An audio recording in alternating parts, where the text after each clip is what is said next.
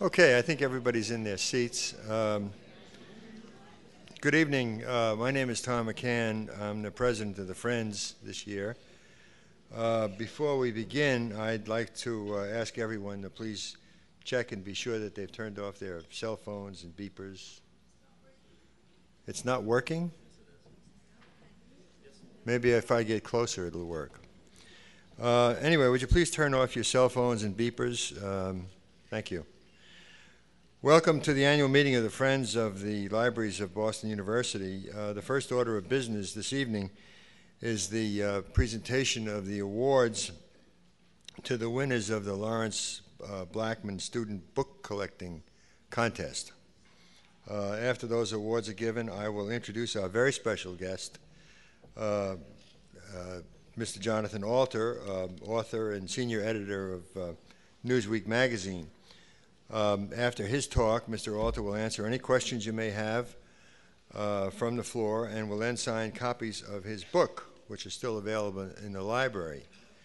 I want to tell you, I like many of you, I bought a copy of the book a few minutes ago, spent about 15 or 20 minutes with it, and it's a real page-turner. I highly recommend it. I would now ask Vita Palladino, the managing director of the Howard Gottlieb Archival Research Center, to come up and present the awards to our winners. Vita.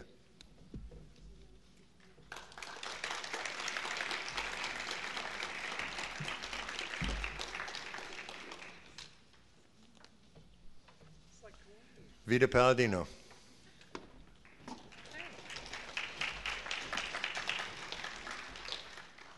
Thank you all for coming tonight on this rainy, little dreary day.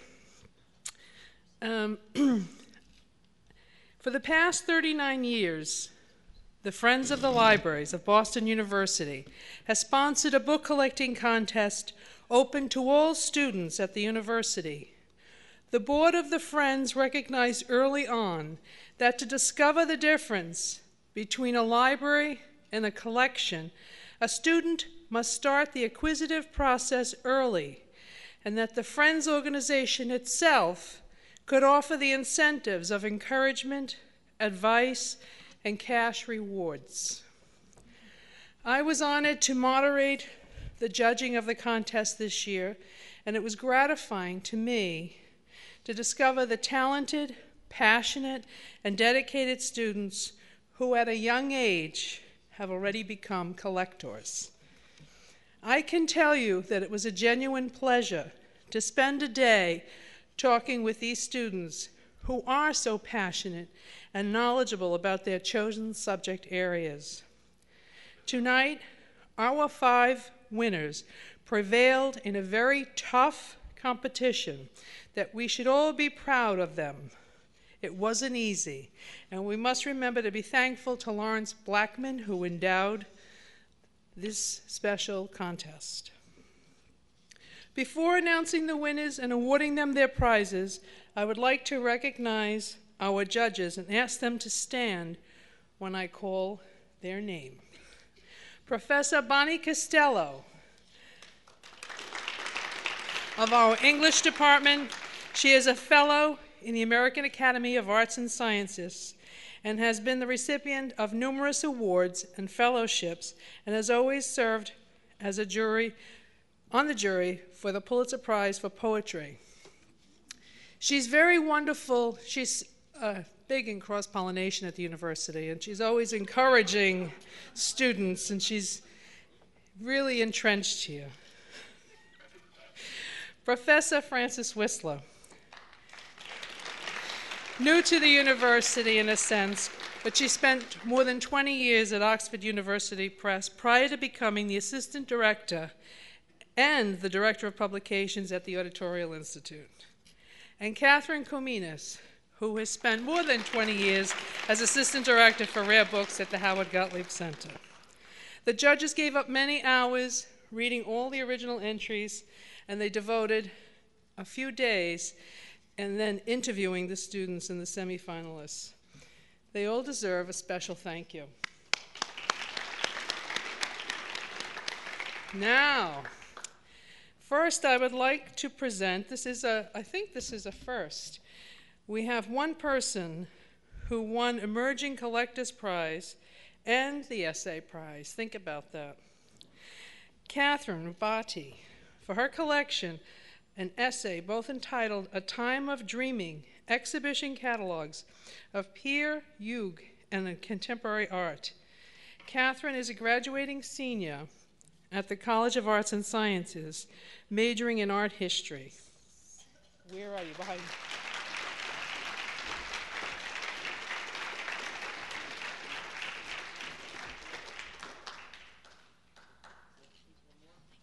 One more. Fourth prize, in the amount of $500, to Galen Mook for his collection of Jack Kerouac works. Galen is an undergraduate in the University Professors Program with a major in ethnomusicology and visual media, a member of the class of 2007.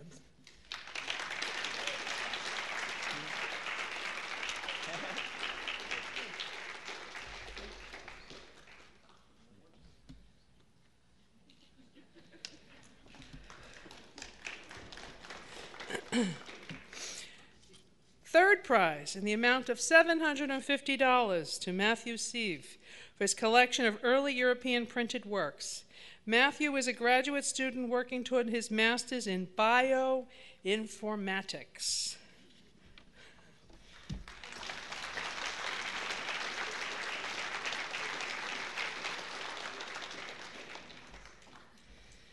Second prize, Jennifer Huber, for a collection of Vladimir Nabokov's Lolita. Jennifer is graduating this spring with a master's in international relations and religion.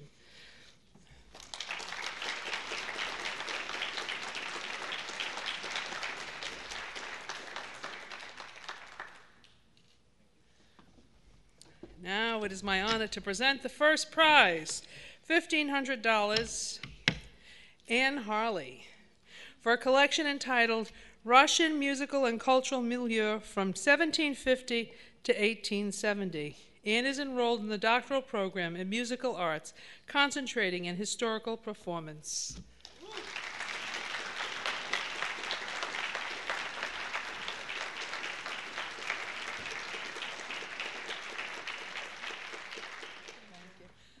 A round of applause for all of them. Thank you very much. Tom?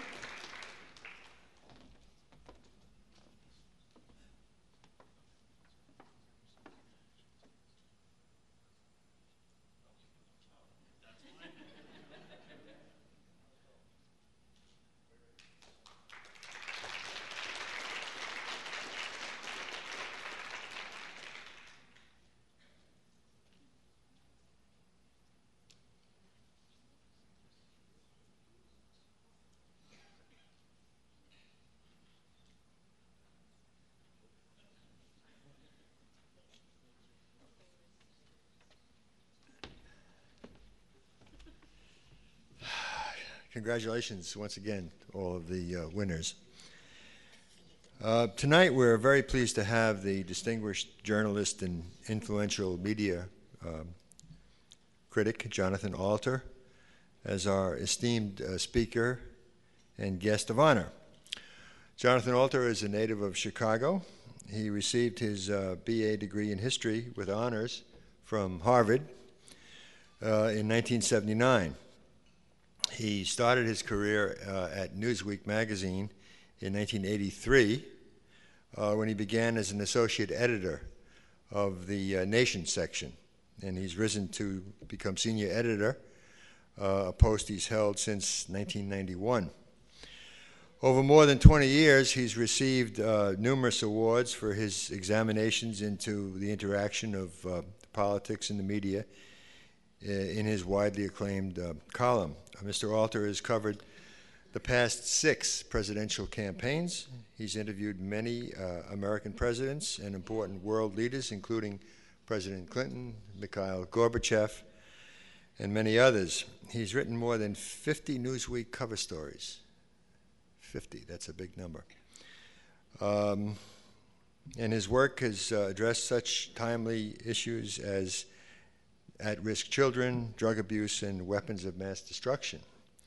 Mr. Author has contributed to such publications as the New Republic, Esquire, and the New York Times, and has appeared as a contributing correspondent on NBC broadcasts, such as Today and the NBC Nightly News. As a matter of fact, he was on Today. We're privileged that he's here on the release of his latest book, The Defining Moment, FDR's 100 Days and the Triumph of Hope. Ladies and gentlemen, Mr. Jonathan Alter.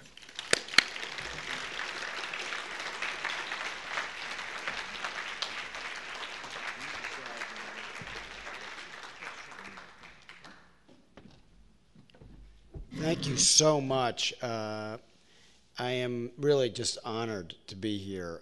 When Vita alerted me that BU wanted my papers, at first I thought, why? Because it was just a very important moment for me when that happened. Vita didn't know it, but at the time she called me, I was battling cancer. And so it was a particularly important honor for me at that time. I was housebound. This was in 2004.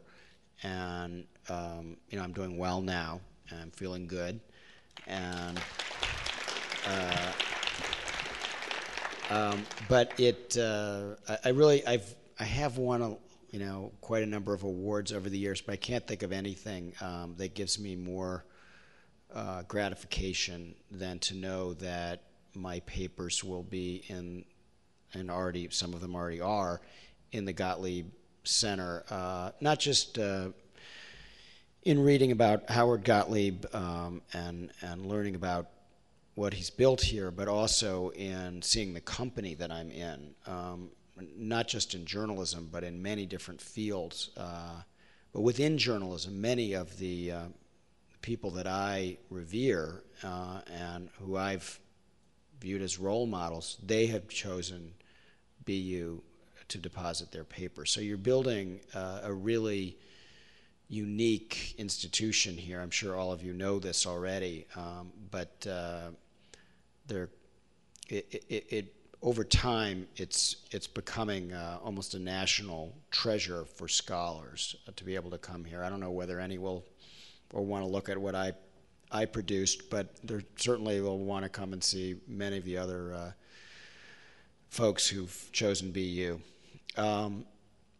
Now, what I hope to do tonight is talk for a little bit about Franklin Roosevelt and contemporary politics. If it goes a little heavy on Roosevelt, I hope you'll bear with me because my book tour literally started today. The publication date on my book is May 2nd, 2006. You can see on Amazon.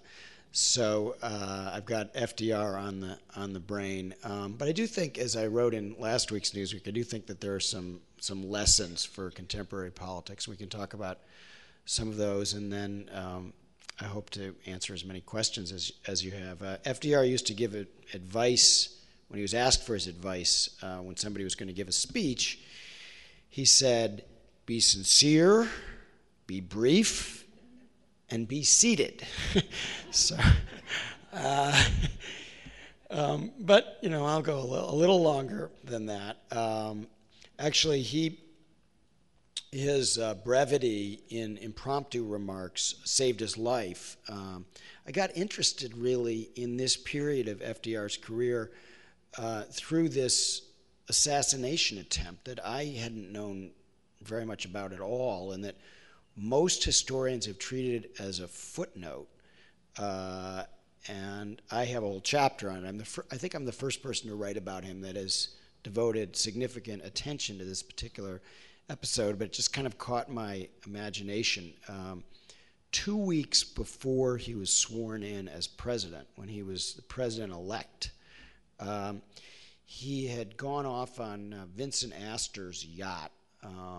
To Eleanor's chagrin, she wondered why he was palling around with these, multimillionaires when the country was literally falling apart. The financial system was melting down, and my book has a lot of that in it. And he was having to select his cabinet by radiogram, shipped ashore in code that his aides would message him in code. And at first, Vincent Astor didn't know that this was code, and so he didn't give him these important telegrams, radiograms that were coming to the ship about who would be Secretary of State, who would be Secretary of the Treasury. And he was playing practical jokes, being the buoyant, buoyant, fun-loving FDR that so many Americans came to appreciate as they were so depressed. He, for instance, created a little pretend newspaper on this yacht, and he made up headlines, and one of them was that the Supreme Court had ruled while they were off on this jaunt that American divorces were all invalid, and that spouses had to return to each other pending further review. And he knew that one of his friends who was on this yacht had just been divorced, and he saw him, blanch, and then he said, I'm kidding, it's a joke. So he gets off this yacht in Miami, and he goes to this little rally that they have at Bayfront Park in Miami, and he's propped up in the back seat of the car. Of course, he couldn't walk and couldn't stand without gripping the lectern, and it had to be actually nailed down. When he gave a speech at a convention, he would have somebody go out, usually his son, and shake the lectern to make sure that it was stable. Otherwise, he might tumble off the stage because he was using it to hold himself up. In this case, he was in the back of a car, and he gave very, very brief remarks. It was disappointing for the crowd that had gathered in Miami. He just talked about how he caught a bunch of fish, and he needed to lose weight because he'd put on 10 pounds on this voyage, and thank you all for coming. And he sat down. Well, in the audience was a troubled immigrant named Giuseppe Zangara, who had bought a cheap handgun the night before, and he got there a little late, so he didn't get a front row seat, and he was short, and so he couldn't see over the other people very well. And Roosevelt, because his speech was shorter, he made for a much smaller target because he slid down in the back of the car, and it was just his head and torso that were showing out of this convertible. He wasn't propped up. He wasn't as big of a target. And he started firing, and he got off 5 shots from 25 feet away, which is pretty close. And a Miami housewife named Lillian Cross jostled the bench that the assassin had jumped on, and a local carpenter whose daughter-in-law I spoke to grabbed his arm, and he missed Roosevelt, and he ended up killing the mayor of Chicago, who was down there he had opposed Roosevelt at the Chicago convention, like many Democrats the summer before, and actually had his people booing Roosevelt when Roosevelt received the nomination barely on the 4th ballot. Everybody assumes, you think of Franklin Roosevelt in marble, that everybody must have loved him. Well, Democrats didn't. This should give some hope to Democrats today when they say, well, why don't we have any leaders? Well, they didn't know Franklin Roosevelt was a leader until he actually took office. Even after he was elected, at this point, he was quite unpopular because he hadn't cooperated with Hoover, who wanted him in the interregnum between his election and his inauguration to join him in taking action against the Depression. And Roosevelt did not want to be roped into this, and he told little fibs to keep Hoover at bay. And they didn't have polling then, but he was getting criticized a lot. So Cermak, his teachers in Chicago haven't been paid for the whole year. Can you imagine going through an entire school year without a paycheck? They were borrowing money from loan sharks to stay afloat in Chicago.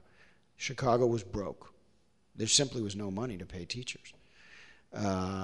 Saul Bellow has written about this a little bit because he was a public school student in Chicago at the time.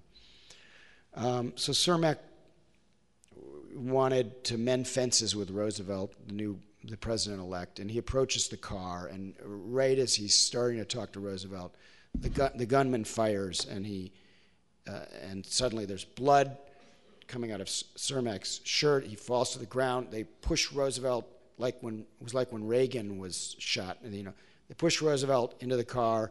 The car takes off, and Roosevelt says, "No, wait a minute. Go back and get the mayor." And even though they didn't know whether there were other assassins around, back up the car, puts the mayor in. He cradles him in his arms all the way to the hospital. And then, because Roosevelt knew how to create his own story and knew what newspapermen wanted, the next day he told the whole story to the press on the train on the way back to New York.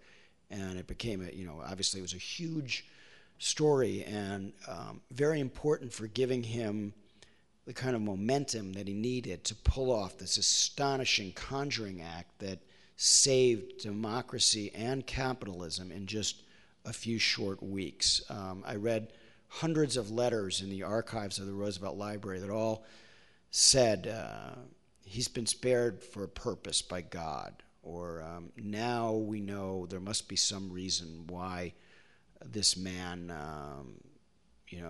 has become our president.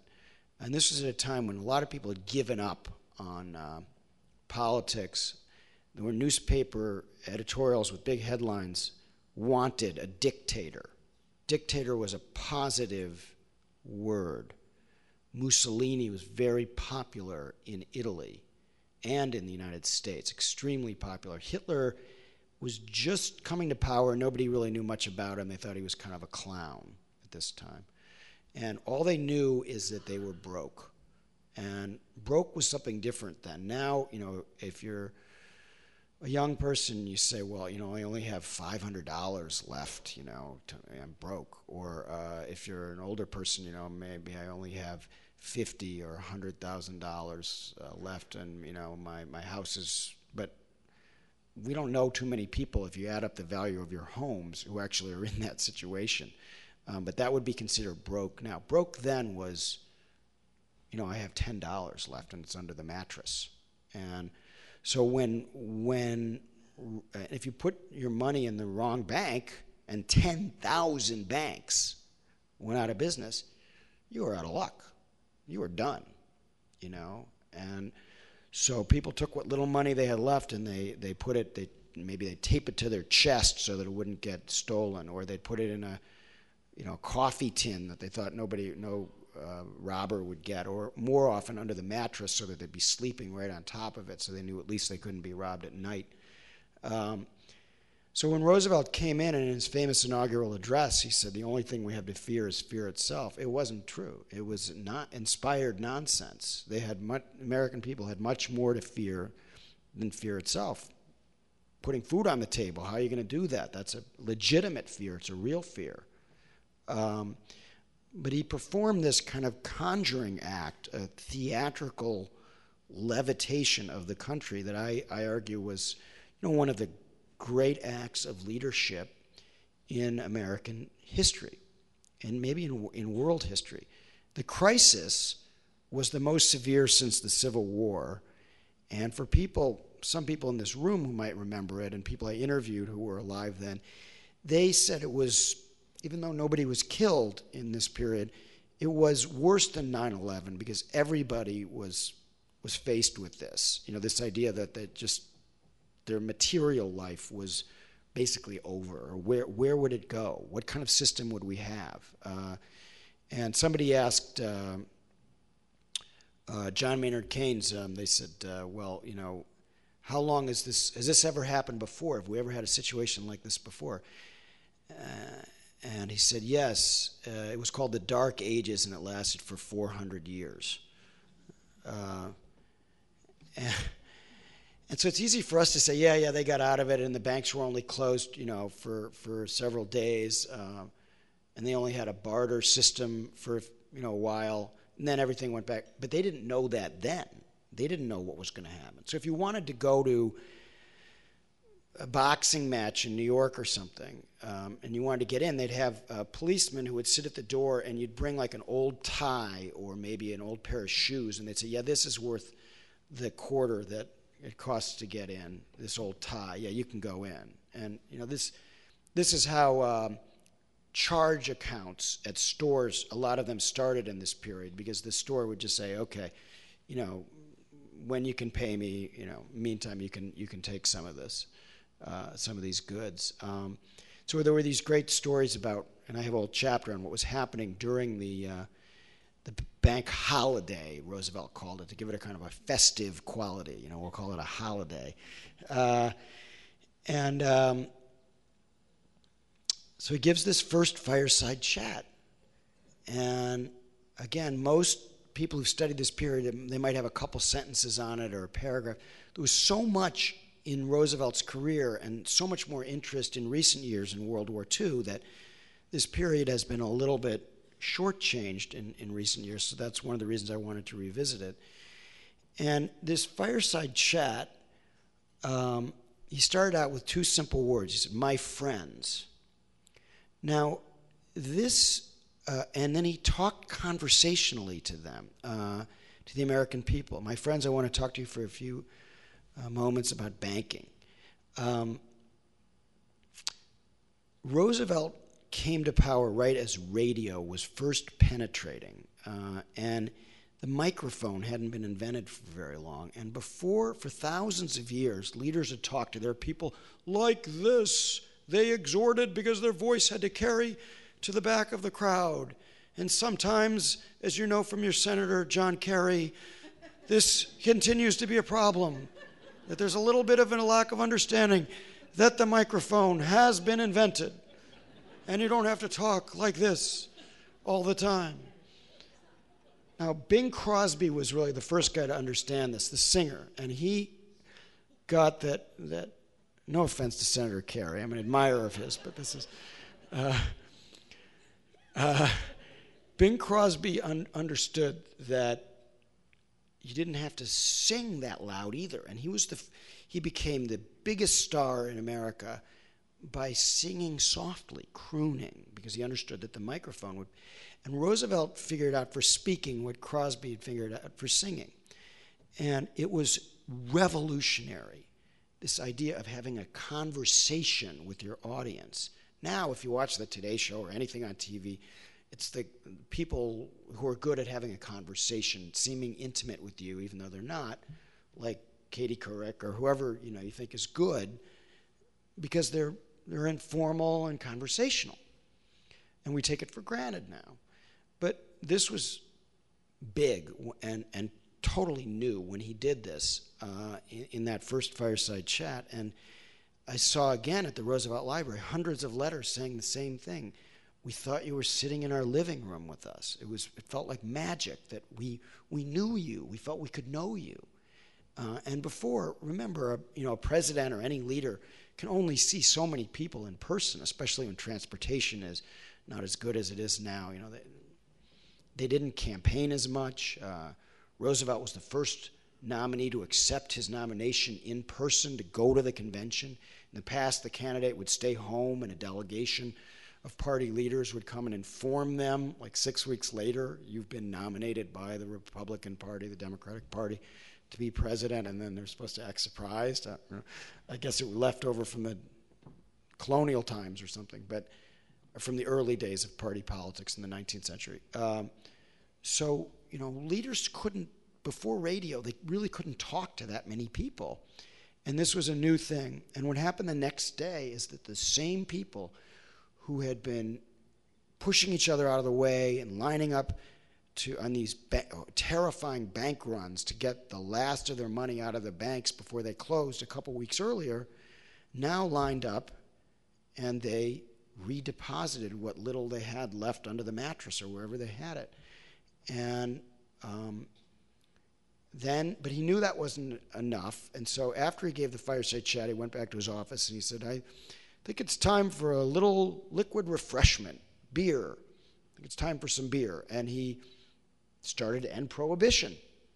And he realized that this would lift people's spirits. They were curled up, the American people were curled up in the fetal position.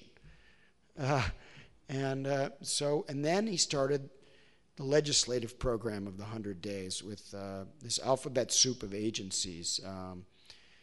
And he didn't care too much about any one of them. It was the idea of forward motion against the Depression, what he called bold, persistent experimentation. Actually, he didn't call it that.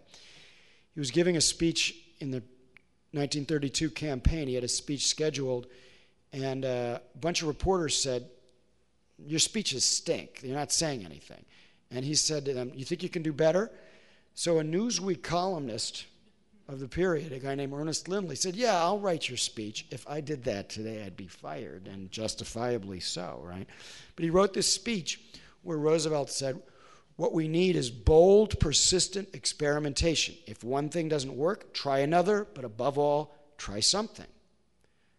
Now, it's my feeling that this is what the American people want right now. And the reason that President Bush is pretty far down in the rating, in his poll numbers, is people don't feel like he really is denting our problems. You know, he's letting them fester, or he's letting the Congress, you know, they wanted to raise taxes on some oil companies a little bit, and, you know, he's against that. So where's the money going to come from to help relieve people who are struggling under these gas prices? And Roosevelt was extremely supple and flexible. And in fact, a lot of Democrats, as I mentioned, they didn't like him because they thought he was unprincipled. And he was a bit of a flip-flopper sometimes. But he realized that a president has to respond. And so what happened in this period, the reason I called the book The Defining Moment, is that the whole social contract changed. Now, today, there's a lot of talk. Did President Bush respond soon enough to Katrina? Well, nobody's arguing, should he have responded at all to Katrina? That's taken for granted. That if people are in trouble, it's the government's job to at least, you know, try to help them in some way. Before 1933, if they were in trouble, it was their own problem. Every man for himself, captain of your own fate. And Roosevelt said, no, we're all in this together. And then later, you know, after World War II, he said that about the whole world and created the United Nations. But it started out saying it about our country, that we have a responsibility to each other. And in an interesting premonition, he said, to protect us from the winds of chance and the hurricanes of despair. And that this was, that government was our people coming together and acting in the name of the American people, and that the Declaration of Independence was about helping, you know, embedded in here was the idea that, for instance, older people should be able to pursue happiness without worrying about where their next meal was going to come from. And that was embedded in the idea of the Declaration of Independence. So Social Security came out of that in 1935. And these ideas were percolating up at this time. He had no plan.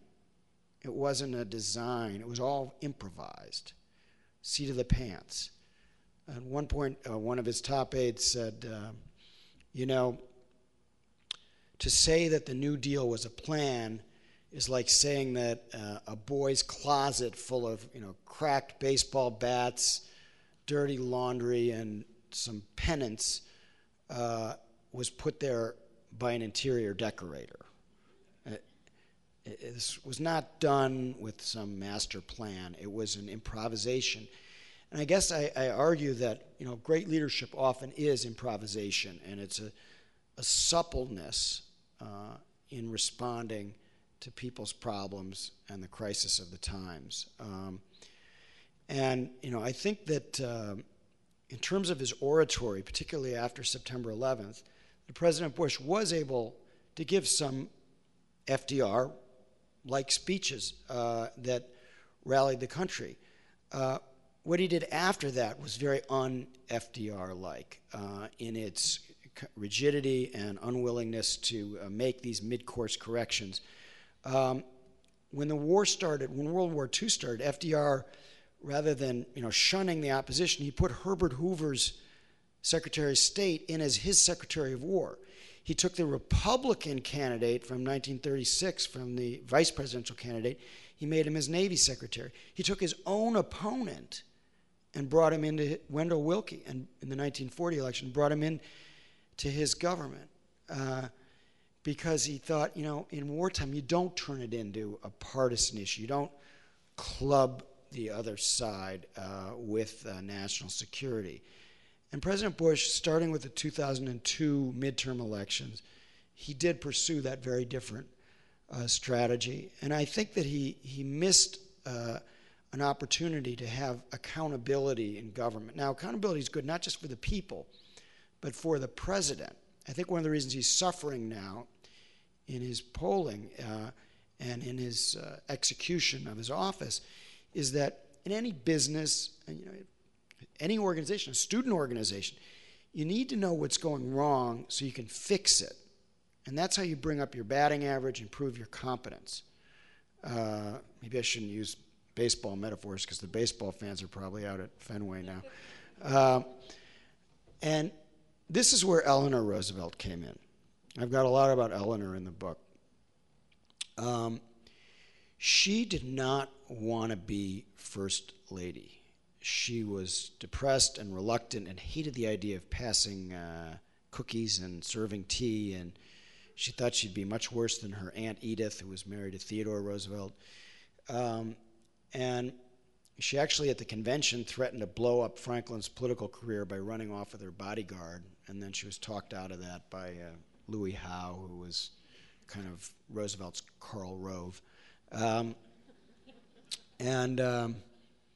Then she met a very talented newspaper woman named Lorena Hickok, and they had developed a very close, passionate relationship. They exchanged passionate letters. Whether it was physical or not is, unknowable and really ultimately not that important. But what it did was Lorena convinced her that she could be a different kind of First Lady, hold the first press conference ever held by a First Lady, write a newspaper column, go out and travel, and report back to Franklin about what was actually going on. Because he couldn't walk. People knew he was a little lame, but they didn't know that he couldn't walk. But he wanted that accountability.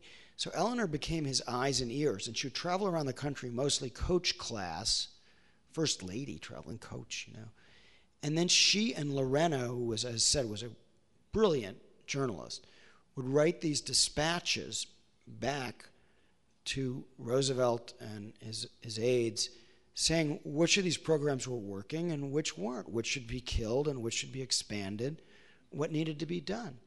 And instead of saying, criticism, ooh, that's terrible, the idea was, he didn't like to be criticized any more than anybody else, but, let's fix it if the criticism is valid. So when, during the war, when there were some hearings held on price gouging and profiteering by Halliburton-style companies during World War II. They were being held by a senator from Missouri named Harry Truman. And instead of saying, why is he, criticizing Halliburton, which the companies were called different things in those days, put him on the ticket, He wanted to know.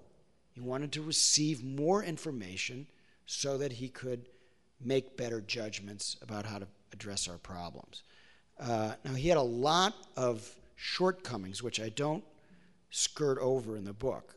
His word was not his bond, and he could be very deceptive at times. People felt they weren't being dealt with in a straightforward fashion because he, like Henry Wallace, who later became his vice president and was originally his agriculture secretary, said he kept everyone's balls up in the air except his own. He was always, and he called himself a juggler. My left hand doesn't know what my right hand is doing. Very mysterious management style, but it worked, even if it exasperated the people around him. But he was almost a kind of a funny mixture of Clinton and Reagan. He could seem very detached like Reagan. You'd go in there and he'd tell a long story about sunken treasure at Campobello, And so the person would come out and say, I just went to see the president and I needed A, B, C, and D, and he took up the whole time telling me a story about sunken treasure. What the hell was that, And what it was Roosevelt knew that this guy wanted something that he didn't want to give him. So he filibustered until he got through the meeting, and he didn't have to deal with it. He didn't have to tell him off. And he was always, playing these sorts of mind games with people that were manipulative, but very effective, and usually for the right ends. So I try to give people a little bit of a sense of how he operated, and I think that as infuriating as that could be, it also proved to be a very effective management style. And today, the issue of competence in government is back with us. So before it came back, I was interested in how did he make government work. And part of it was that he had experience in World War I in the bureaucracy. He was Assistant Secretary of the Navy, so he actually knew the levers of power and how you got things done. And if you didn't get them done, he would get you out of there. He wouldn't give you the Presidential Medal of Freedom. If you weren't performing, you were gone. So again, one of the criticisms I've had of President Bush is that I think he puts loyalty ahead of performance, where FDR almost always put performance ahead of loyalty. And one is a better recipe than the other for high performance by the president. And then the other great, extraordinarily important thing that happened to him was polio. And this really just changed him from being a really snobby young man who, with his nose in the air, one of those guys. And even people in his own family thought that he was effete. And they were from really effete family. And, he had a nose in the air. And then that later became the FDR that we remember with his chin up and his, cigarette, holder. And that jaw-jutting confidence. And so how did he go from nose in the air to chin up, image of confidence? And a lot of it had to do with this experience at Warm Springs. When he was 39 years old, he was stricken with polio. He never gave up the idea of walking again, even though he couldn't. And he bought this ramshackle resort, and he called himself, over Eleanor's objections, spent most of his fortune, and called himself Old Doc Roosevelt. And he held these people who had polio, fat, thin, old, young. He'd hold them in the pool. He'd examine them. He was almost a little bit of a quack, because he actually got approval from the American Orthopedic Association for his hydro treatment, that these warm springs down there were going to somehow do something for polio. Nothing that any of this could do. None of it worked. Basically, after the first couple weeks after the onset of the disease, there's nothing you're going to do. It is what it is. However paralyzed you are is however paralyzed you're going to be for the rest of your life. And so none of these people were ever going to walk again, including him. And yet he lifted their spirits and restored their hope. They had been shunted into these awful institutions. They literally called them things like asylum for the crippled and ruptured. This is what, if you had polio or some other kind of, this is where they put you in the 1920s. And he would bring them to Warm Springs and restored their faith in the future. And they laughed, they told a lot of jokes, they had fun. So then what he does when he gets to Washington is he repeats this on a larger scale.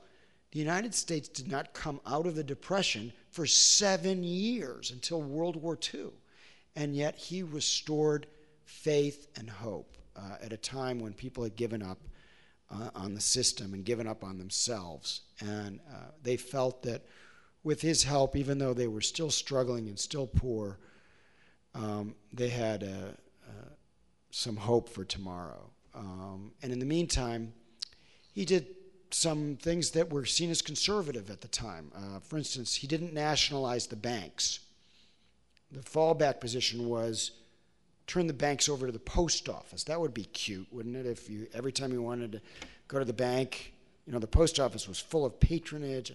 Or if the government had owned all the banks, then they would have taken over most other industries, and we would have had a very different system. So he actually went with the Hoover, more conservative plan in the first 100 days, and he didn't nationalize the banks, didn't move in a radical direction, chose reform over being a radical. And that had the effect of also saving the system. So what I argue in this book is that he basically saved capitalism and democracy in a very short period of time, and that he did it with an elixir of almost a magical set of leadership skills that we're still trying to understand. I'm still trying to understand, but I think we can all learn from today, not just in the life of the nation, but in our own lives as we look for personal inspiration and look to do a better job, in our faculty department or our student organization or whatever leadership role all of you are in, and that on some level leadership, all good leadership shares certain qualities of being able to develop a vision, even if the particulars are not all figured out, and even if you're improvising, you have some general direction that you're moving in, which Franklin Roosevelt certainly did, and then you can communicate that vision and then execute it. And if you can do all three, most people at best they can kind of do 2 out of 3. But if you can do all 3, then you're really unstoppable, and you can really do amazing things with whatever institution you have. And I do have to say that I think that what I've learned about the Gottlieb Archive makes me think that you've got some FDR-style leadership here, and it's moving in the right direction, and nothing will stop you. Thank you so much for your attention. I welcome your questions.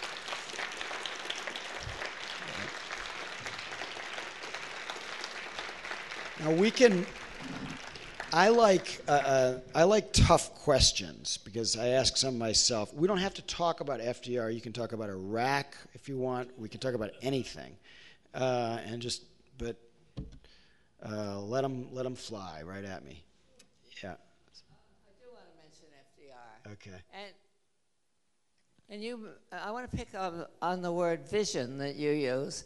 Would you say, aside from being a brilliant politician, that FDR, more particularly his people around him, that their vision was imbued by a sense of social justice?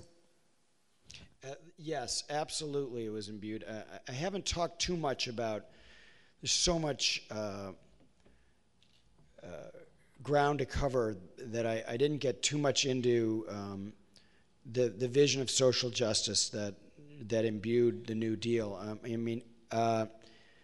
Frances Perkins, who was the first woman ever to serve in the cabinet, is a very important person in my book, both for her insight into FDR, which was the best of any of the people around him. She met him in 1910, and she served with him until his death in 1945. So she thought he was a horrible snob when she first met him when he was in the state senate, and she's got great insight into the way he changed. But she and And she came earlier to these reform ideas of social justice than Roosevelt. And she watched as they slowly, by what she called osmosis, they kind of seeped into him.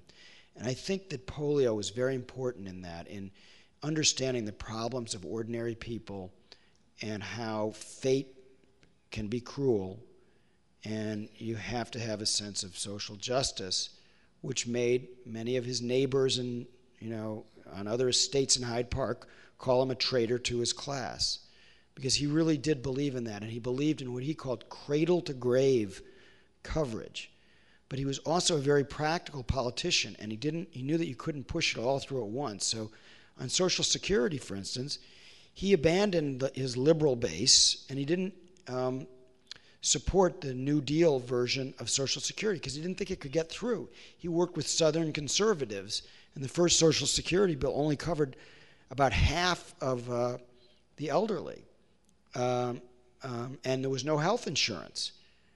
And, historians disagree. Some say, well, maybe if you pushed for health insurance then we would have had it all this time. But he would make these judgments about how far can you push for social justice. But ultimately, if you add it up, if things like the minimum wage, the right to organize, financial transparency, the first regulation of Wall Street so that business couldn't do anything it wanted, and that was a part of social justice.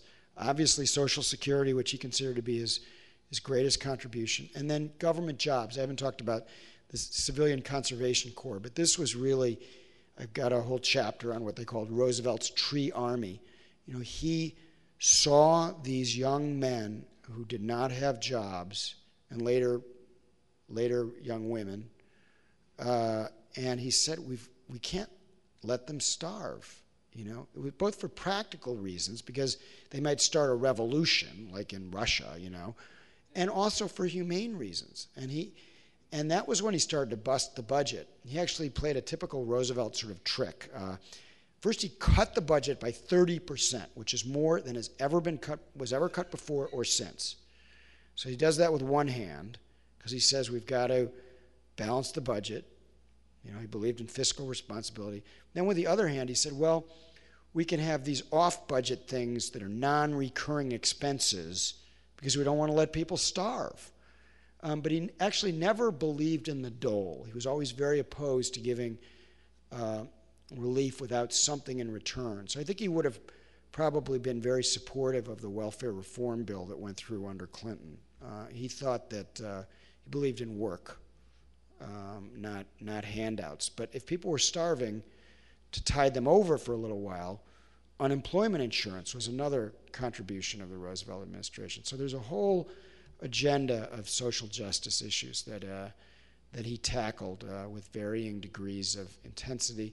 He wasn't wedded to any of them. If they weren't working, this is something I think liberals of a later era didn't really understand about him. That he just wanted to do it if it worked, and he didn't have there wasn't a lot of ideology connected to it. They once asked him, "What are you? A socialist?" He said, "I'm a Christian and I'm a Democrat," and that was about as far as he went in describing his own political ideology. He was distrustful of ideologies because especially later, he'd seen what harm they did in Europe in particular. And he was the first of what I call the third way politicians, where he would chart a middle course between left and right. Now, it looks very liberal to us now, but that's because the spectrum has moved so much. But at the time, it was moderate. Yeah. I'm sorry. You're next. Yeah. Go ahead. Okay. Oh, Dr. Silber, I'm so pleased to see you here. In your latest article in the Newsweek magazine, you've mentioned the disability from which Franklin Roosevelt suffered, but you also introduced the disability from which George W. Bush suffered. And although you described both men as amiable, probably about the same intellectual level, and had many things in common, including the adversity, you noted the sharp contrast in the nature of the disabilities, and you suggested that because George W. Bush's disability was one of alcohol dependency, that in order to correct this, it required a certain level of rigidity that is now translated into the policies and into his lack of flexibility. That's one that I would like to see you enlarge upon, because I thought that was a very interesting point, and it seemed to me a very profound insight. Thank you. And this is high praise from somebody I greatly respect. I think that I probably could have been a little bit more tentative in that bit of psychohistory. I try in the book, because I really wanted the book to be very readable, and I didn't want it to be current. So there's almost nothing about Bush in the book, except in a couple of footnotes. And these sort of speculations lend themselves more, in my mind, to journalism than to writing history. But I did do it in Newsweek, and something that I've noticed about President Bush, he quit drinking at age 40, almost exactly the same period where Roosevelt got polio.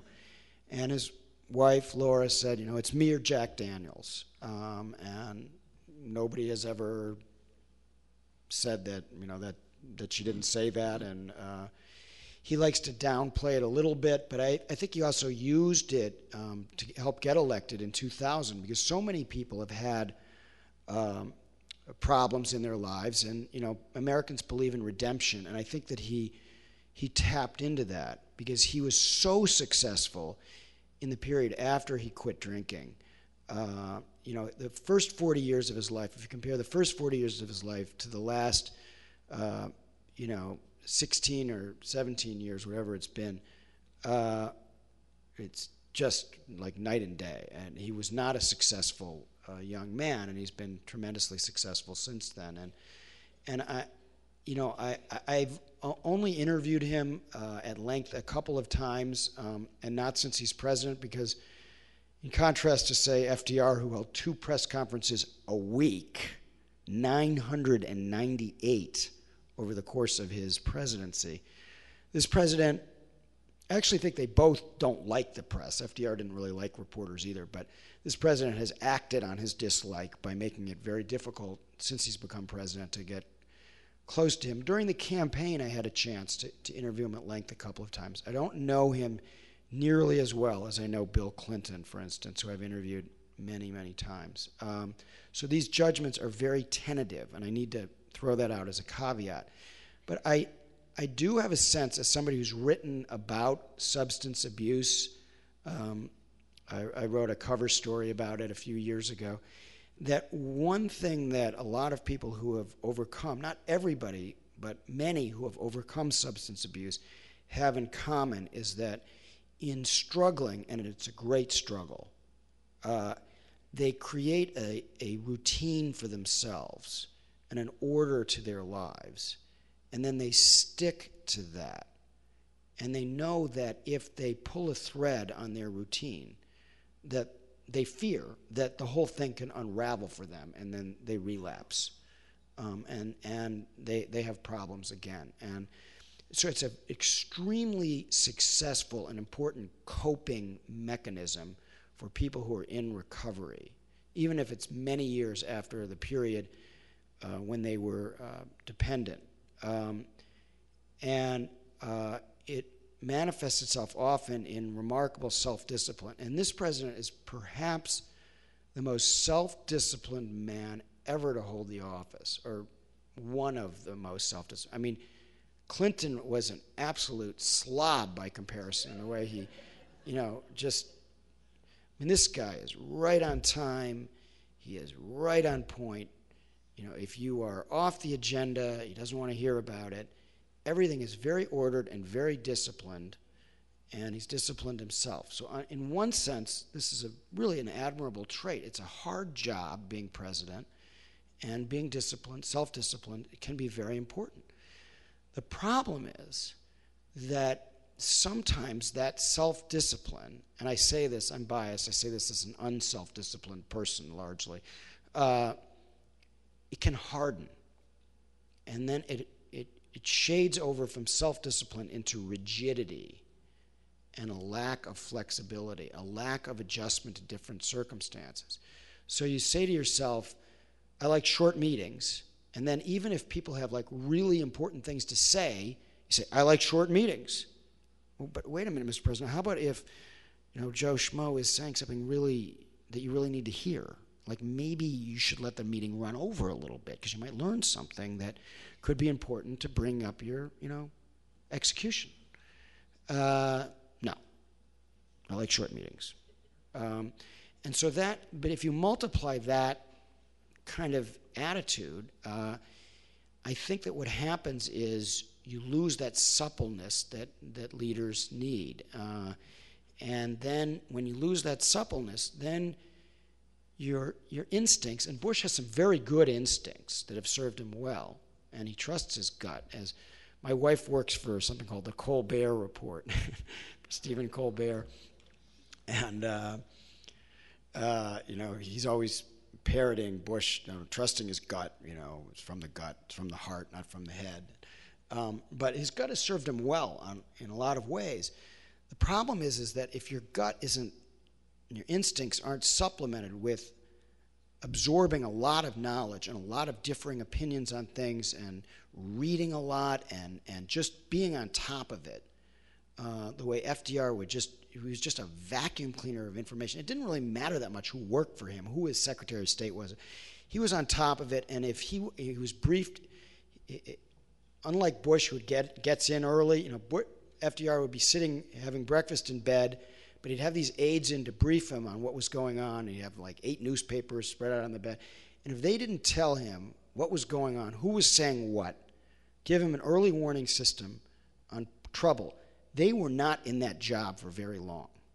And he wanted to be informed, and Bush seems to be more on kind of like a need-to-know basis. Do I really need to know this?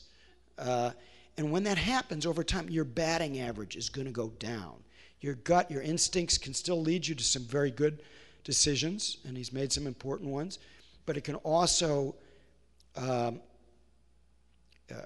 hurt you. And I think that what happened, one of the things that happened on Iraq, and actually an Assistant Secretary of State just confirmed this for me recently, is they never actually had the meeting to talk about what post-war Iraq would look like.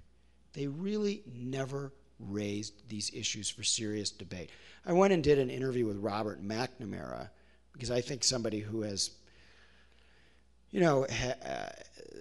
confronted failure finally, and a very intelligent man, been through the Vietnam War. I wanted to know what his advice for Rumsfeld and Bush were. This was a couple of years ago, and he said that the main thing was they were not debating the fundamental issues. They were letting them be resolved at a lower level instead of raising them to the top, confronting them, and not engaging in wishful thinking, but in the world as it really is or might be, and doing contingency planning. That's not to say they shouldn't have invaded Iraq, but if they were going to do it in the right way. Do it where you've really scoped out the various contingencies.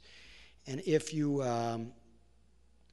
I do think that if you lose that flexibility, it makes it harder to make a mid-course correction. That's a very wordy, verbose answer to your question, but I do think it's something worth thinking about as applied to George W. Bush.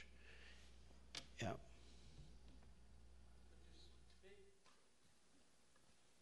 Could you speak about the influence of Roosevelt's mother, especially during his first term? Yeah, Roosevelt's mother, Sarah Roosevelt, I try to rescue from, she was been kind of sideswiped by history because it was always seen as you were either like you were an Eleanor person or you were a Sarah person, which seemed kind of silly. And Sarah was seen as this battle axe, and she did look like a real battle axe in her later years. And she would always go, walking around, like seeing the cigarette butts of the reporters, muttering, reporters, and, pick up your butts. And she put in a pay telephone at Hyde Park because she was tired of paying for Roosevelt's aides to call Washington. And mostly she was maligned because she when Franklin and Eleanor came back from their honeymoon, she bought them a townhouse on East 65th Street in New York, and she had she bought herself one right next to them, and so they had connecting on the upper floor, so she could just like walk right into their bedroom and be everywhere. And Eleanor kind of complained about it in later years, so everybody assumed that. And Eleanor later told her friends and who wrote books about it. They quoted her saying when Sarah died in 1941 that she looked down at her mother-in-law and saw nothing and felt nothing. So people who loved Eleanor said, well, Sarah must be awful, And I kind of wanted to take a fresh look at her. And my feeling was she was condemned, for instance, for when Franklin went to Harvard, she moved to Boston and took an apartment in Boston. And this was seen as being, smothering and how can somebody do this? It actually is a pattern among many great leaders. Douglas MacArthur's mother did that when he went to West Point, and Adlai Stevenson's mother did that when he went to Princeton.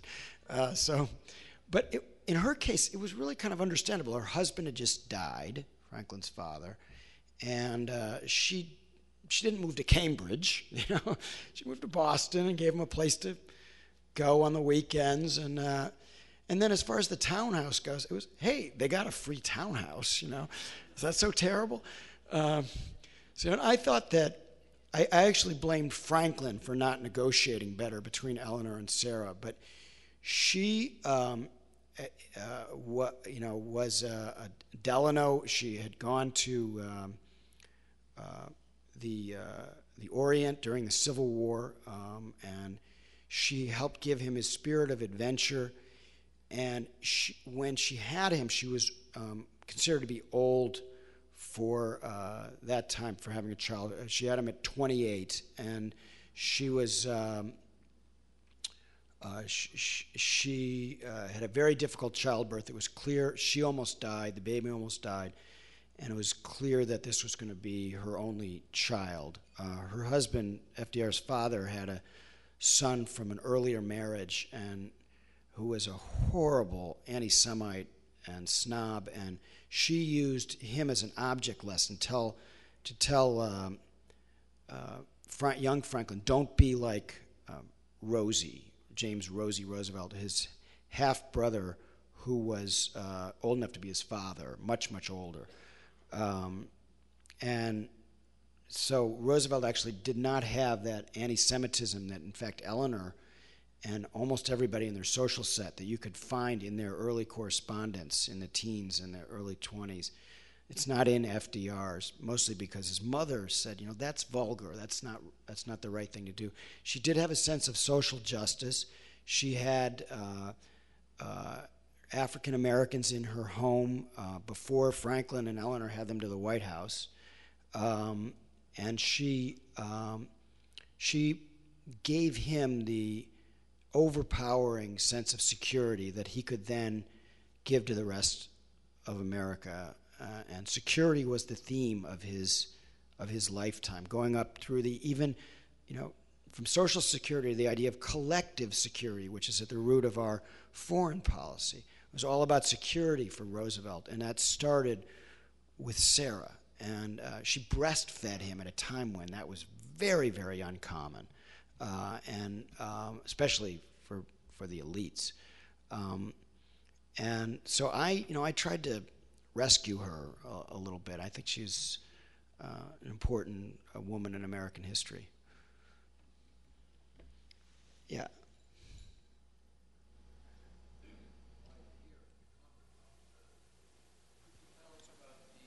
Joe Kennedy-Roosevelt relationship. The Joe Kennedy-Roosevelt relationship. Michael Beschloss wrote a very good book on that when he was, it was actually his undergraduate thesis, and he's such a brilliant historian that he turned it into a good book, Kennedy and Roosevelt. I deal with it in a few places. Roosevelt first showed that he was formidable when, as assistant Secretary of the Navy during World War I, Joe Kennedy came to him and said that they wouldn't deliver these ships. He was working for a shipbuilding company in Massachusetts, to the Argentine Navy until they got cash on the barrelhead. And it was a world war, and the Argentine Navy needed these ships, and Kennedy thought Roosevelt was a pushover, somebody he could, and he found out otherwise. And Roosevelt sent the U.S. Navy into Boston Harbor, and they towed these ships out to the Argentine Navy. And Joe Kennedy cried. He wrote later that young Roosevelt reduced him to tears of humiliation. But he was using the power of the government to say to Joe Kennedy, "Don't mess with us." Then Kennedy became an early supporter of FDR. Louis Howe never liked him, so he didn't get a job early on. He was very disappointed because he was a major contributor, and he tried to kiss up to Roosevelt in the transition period, and there's just these great letters from Kennedy to Roosevelt where he says, I was at a convent, and after your inaugural address, it was they felt like it was the second coming of our Savior, I mean, these sorts of, didn't work. Roosevelt didn't give him a job. And then in 1934, Kennedy had been so successful as a stock manipulator, and he'd made so much money on Wall Street that when they set up the Securities and Exchange Commission, Roosevelt basically said it takes a thief to catch a thief, and he put Kennedy in charge as the first head of the SEC, and Kennedy did an outstanding job regulating the stock market, and he later became ambassador to England, as you know, and when he went in, before he left for England, Roosevelt humiliated him again and said, "Take down your pants, Joe, because I think you're bow-legged and you have to wear knickers when you present your credentials to the Queen, and let's see if you're bow-legged." And so he has to take down his pants. And then later they had a horrible falling out because Kennedy was wrong about Hitler, and he was an appeaser, believed in appeasement, and he said that Hitler was going to win. And when Roosevelt recalled him, and that was basically the end of their relationship, although Roosevelt, was appreciative of the sons that Kennedy sent into service, and, the great loss that he suffered when Joe Kennedy Jr. was killed. Yeah. Yes?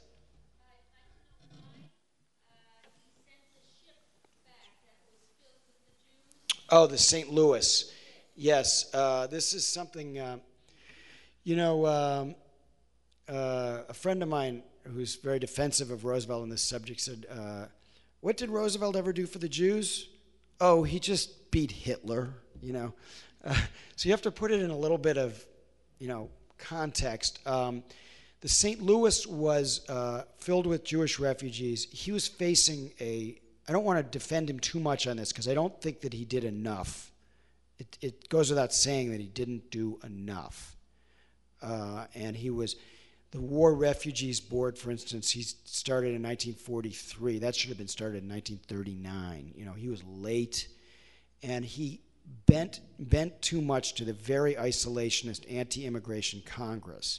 So when the St. Louis, the ship St. Louis was trying to find port in the United States. This was before the war began, by the way. The Congress, put pressure on him. No, they can't land. It'll violate the immigration laws, and he should have stood up to them, but he didn't, and they were resettled in other countries. Now and then many of them, most died in the Holocaust, and so people said, well, he sent them back to their deaths. Well, that's kind of after the fact reasoning. He didn't know he was sending them back to their deaths. He thought they were going to be resettled in other countries, and by the way, the United States resettled more Jewish immigrants than the rest of the world combined. It still was a tiny number and not enough, and he did not bring the imaginative spirit that he brought to the rescuing the country in the 100 Days to rescuing the Jews. And that's something that is, unfortunately part of his legacy, even though he put more Jews in the government than anybody, all the previous presidents combined. And Sam Rosenman, he was very close. And then Eleanor in particular, by the end of Eleanor's life, most of her friends were Jewish. But they wanted to beat Hitler first. Now, should he have bombed the camps? I think that would have been a bad idea. A lot of people ask that. It would have just killed more Jews. He could have bombed the railheads. My father was a bombardier navigator in World War II, and he said they couldn't bomb the rail lines, but they might have bombed the mustering yards for the railroads, although the bombing was so inaccurate, that, my father would go to these places over and over again, and they still wouldn't hit the target. It was very primitive bombing in World War II. Yeah. It's kind of a rhetorical question. Okay. All right. Does it help the nation, the country, to embarrass a sitting president at a public meeting, which we know will go over the world within seconds? What are you referring to, one in particular, or just generally speaking? This is general. Does it help the country to embarrass the president? I would argue yes, and let me explain why. Now, what is it that we want to export? I happen to be a big supporter of President Bush's idea of exporting democracy and standing up for democracy, and I actually favored the Iraq War, to the horror of some of my liberal friends, because I believe that one of the best things about this president is the idea of standing up for democracy in the world. And I don't believe people who say, well, people in the Middle East, they can never be democratic. That's what they used to say about Asians. The love of freedom does live in the human heart, and I think President Bush is right about this. But what is freedom? Some of what freedom is the freedom to embarrass your president and to call him names. And this is what we've been doing for more than 200 years in our country. If you want to, you should see the things they called President Jefferson. Look, study history and look the things they called Roosevelt. They called him Stalin Delano Roosevelt, This newspaper publisher is calling him this.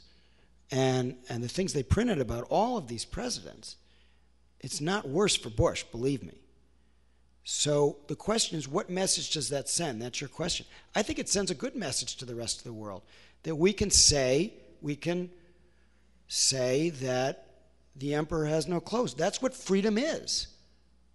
And what we want these other countries to do is to realize that if you build a strong enough civil society, people can attack the leader of China or the leader of Russia, and it won't really hurt them. We want those guys to understand, look, loosen up. If I can loosen, and this is why I don't think actually it does embarrass the president very much, because he understands this, that it's sending a message to these other countries. Hey, I can take it. They make fun of me in this country. I'm secure enough to take it. Why can't you take it?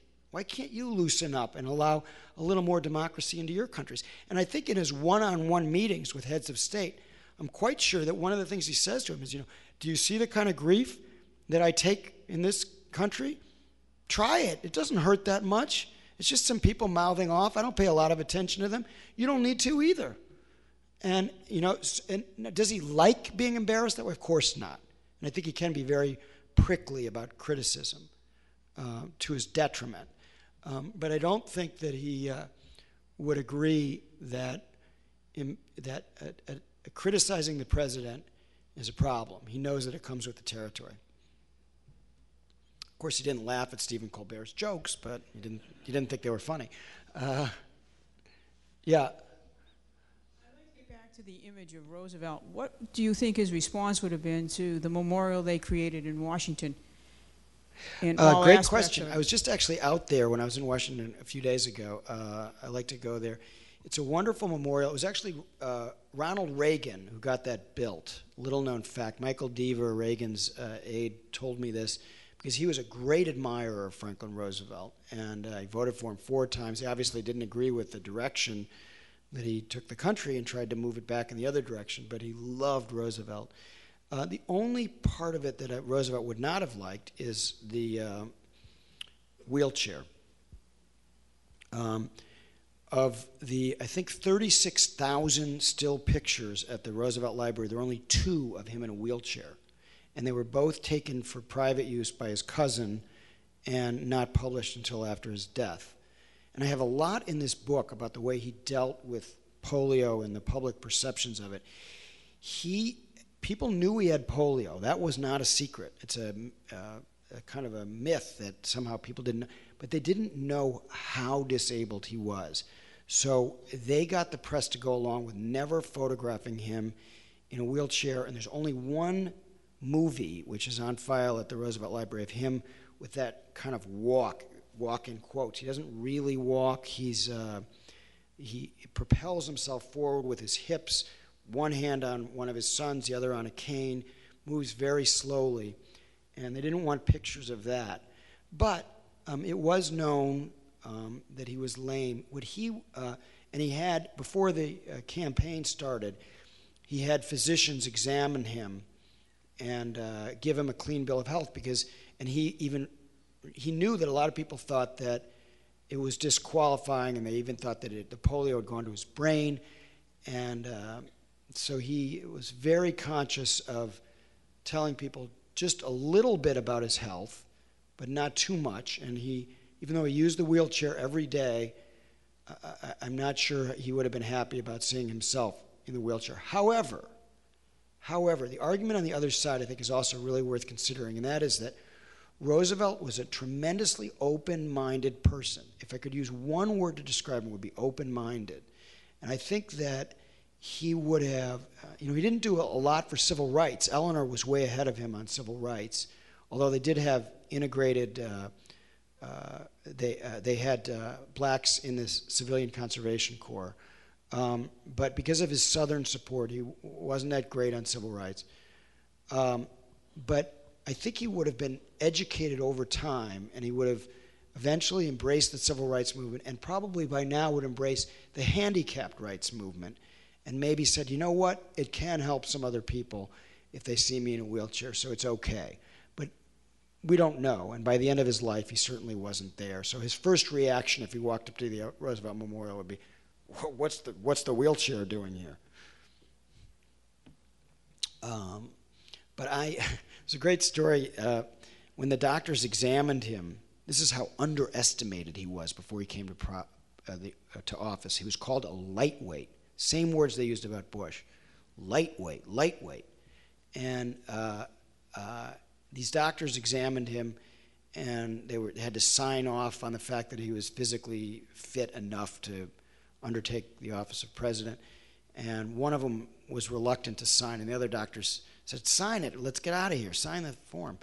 And so he says, okay, but this doesn't go for above the neck, because he thought that then Governor Roosevelt was, a dummy. And that was a lot of the conventional wisdom at the time and that should give heart. You don't always know where leadership comes from.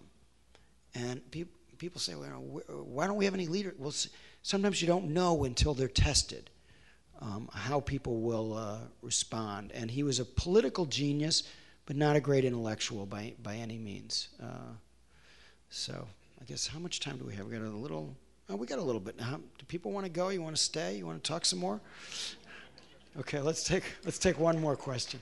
Yeah. We know an awful lot about FDR as the politician, as the great leader, but we know practically little about him as a human person. Who were his buddies? Truman would drink bourbon and play poker with his buddies, but who were FDR's college friends, pals, chums? Who did he talk with when he took his tie off and unbuttoned his shirt? It's such an interesting question, and I try to deal with that in the book and really take you close to who he was as a person. But you, as Eleanor said, you can't get that close. In other words, and he was like Reagan in this sense, tremendous good cheer. And what, as Oliver Wendell Holmes said, some people said he was saying it about Teddy Roosevelt, but it really applied to Franklin. Second-class intellect, first-class temperament. And Churchill said he was like opening a bottle of champagne to talk to him. Just great good cheer, but then a kind of a coldness underneath that. Nobody really got close. The person who got the closest was a cousin named Daisy Suckley, who was a distant cousin he barely knew growing up. And then a little bit into his presidency, they developed a very close relationship. She was clearly kind of in love with him. I don't believe they had that kind of a relationship, but he let his hair down with her in ways that he really didn't with anybody else. And Jeffrey Ward collected, they found, she just died a few years ago. She lived to be close to 100. And they found, after she died, they found this chest full of diary entries and letters from FDR. It was like a gold mine on this subject. And Jeffrey C. Ward came out with a book called Closest Companion that I would recommend to you. That's a collection of these letters and diary entries. So she understood him. She was close to him. His best friend, when he was very young, died at age 7 or 8. And I use that in the book as an example. And they didn't mention it at all, because in that world, it was all about keeping a stiff upper lip. And so there's almost nothing about this guy, Archie, who was his close friend. Then he had another friend named Livingston Davis, who was a very close friend, who his life fell apart, and he eventually committed suicide. And Roosevelt, tried to get him a job and keep him going, but he eventually kind of cut him off too. And Louis Howe, who was, as I mentioned, his closest political associate, after he was sick and died in 1936, before the end of the first term, Roosevelt kind of cut him off too. He didn't want him. He took away his telephone from his hospital room because he thought he was spending too much time meddling. So he could be about his friends. He could be. I mean, he visited him and he was warm toward him, but he could also be kind of cold. And Harry Hopkins, Eleanor said, was more of a sycophant rather than a real friend. Although he spent a tremendous amount of time with the president. Eleanor felt that he couldn't really tell Roosevelt that he was messing up to his face the way Louis Howe could. She felt Howe served Roosevelt better. There were other political associates that he allowed in as friends, but there was not this group of people who he really let his hair down with the way Harry Truman did. He never really had that. He would... Missy LeHand, his secretary, who there's a lot of dispute about whether they had an affair or not, but she would be his kind of, he would relax with people and mix drinks. He loved mixing drinks and telling stories and having people in, like the people on the Astor yacht, to relax and play cards with. He did play cards. He always had to be the dealer. But these were not close friends. These were people that, and as Eleanor said after he died, I was just another who served his purposes. He had a very instrumental view of other people. That's not always, and it's not always that flattering, but it helped him get the most out of other people for the country. And in some ways, I think he was a lonely man. My book ends with a reporter walking at Campobello. Roosevelt, at the end of the 100 days, he goes back there for the first time since he's been carried off the island in a stretcher after he was stricken with polio 12 years earlier. And he goes back, and he returns as the triumphant president of the United States. He left as somebody who thought he was going to die.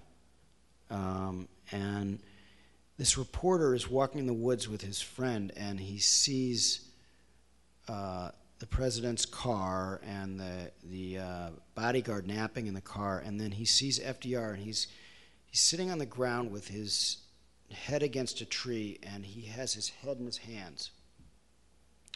And he's obviously thinking about something. But then when he sees the reporter and the other person in the distance, the mask comes on again.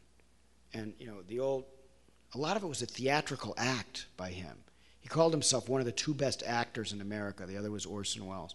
And the mask comes on, he says, "Picking flowers, Billy?" And it's back to the old FDR that everybody knows. But this reporter, and the article was written by Archibald MacLeish, the great, the poet and writer, said it was like a switch, had been turned on, and that he glimpsed for just a second the real person beneath. But neither I nor any other person who's written about him has ever fully penetrated that. And I don't think anybody ever really will. It's one of the enduring mysteries of Franklin Roosevelt, who he really was. Thank you so much.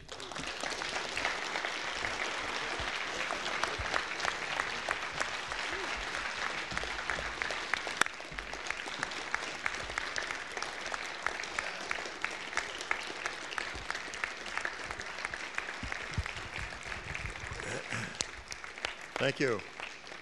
I want to thank Jonathan Alter again for giving us a truly memorable evening, inspirational. I found it hopeful. I feel better now than I did when I came in, frankly. Couple of announcements. Jonathan Alter will be signing some books in the back. The reception will continue. And take a look at the exhibit that the archives put together. It's really worth seeing. Thank you all for coming, and that's the program.